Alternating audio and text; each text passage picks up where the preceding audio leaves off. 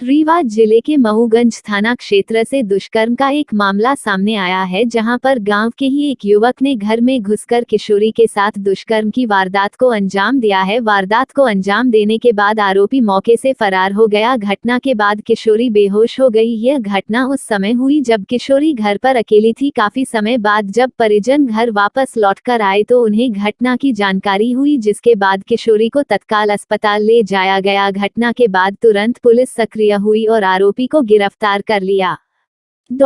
युवतियों के साथ लगातार दुष्कर्म के मामले सामने आ रहे हैं। लगातार प्रयासों और अपराधियों सख्त कार्यवाहियों के बाद भी अंकुश लगने का नाम नहीं ले रहे। ताजा मामला महूगंज थाना क्षेत्र का है। यहां पर रहने वाली 14 वर्षीय किशोरी मंगलवार की सुबह घर पर अकेली थी। किशोरी के माता पिता किसी काम से बाहर गए हुए थे। किशोरी के माता पिता के घर से बाहर निकलते ही गाँव के रहने वाला आरोपी युवक अचानक घर के अंदर दाखिल हो गया। घर के अंदर दाखिल होते ही आरोपी किशोरी को जबरन कमरे में ले गया और उसके साथ मारपीट कर दुष्कर्म की वारदात को अंजाम दिया। घटना के दौरान किशोरी की हालत बिगड़ गई और वह बेहोश हो गई। वारदात को अंजाम देने के बाद आरोपी युवक घटना स्थल से फरार हो गया। शाम तकरीबन 4 बजे जब परिजन वापस घर लौटे तो किशोरी बेहोशी की हालत में पड़ी हुई थी। घटना के बारे में जब परिजनों को जानकारी हुई तो उनके पैरों तले जमीन खिसक गई। घर पहुंचे परिजन किशोरी को सामुदायिक स्वास्थ्य केंद्र महूगंज लेकर पहुंचे, जिसके बाद किशोरी की बिगड़ती हालात को देखते हुए डॉक्टरों ने उसे रीवा के संजय गांधी अस्पताल रेफर कर दिया।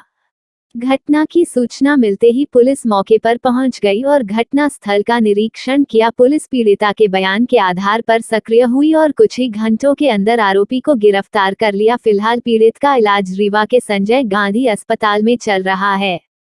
रीवा मध्य प्रदेश से मोहम्मद शमीम सौदागर की रिपोर्ट। देखते रहिए आपका अपना चैनल आंचलिक खबरें, अपनों की खबर आप तक। हम लोग घर में नहीं रहे, कोई थी वो बच्ची भी रही, उसके साथ वो कहाँ रहा, बगल बाजू वाला उसके घर के आए और वो बच्ची आगे गए और जो है तो पीछे से वो गए तो किवाड़ा बंद कर लिए और वो अंदर हो गया। वो बच्ची छटपटाए, उसका मारे।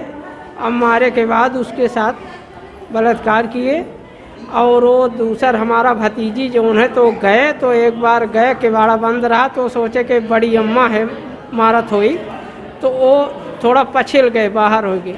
फिर दूसरा जो है तो गए तो वो निकल पड़े, तो वो फिर जो है हल्ला गुल्ला किए, तो फिर जो है तो पूरे नहीं गए, तो फिर हल्ला किए तो हम लोग बाहर रहे, तो फिर सब लोग कितने लोग थे वो?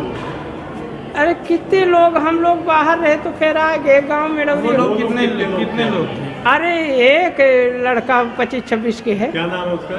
वो राकेश है। वैसन में लेचारी में बुल्ला बुल्ला कहा थे।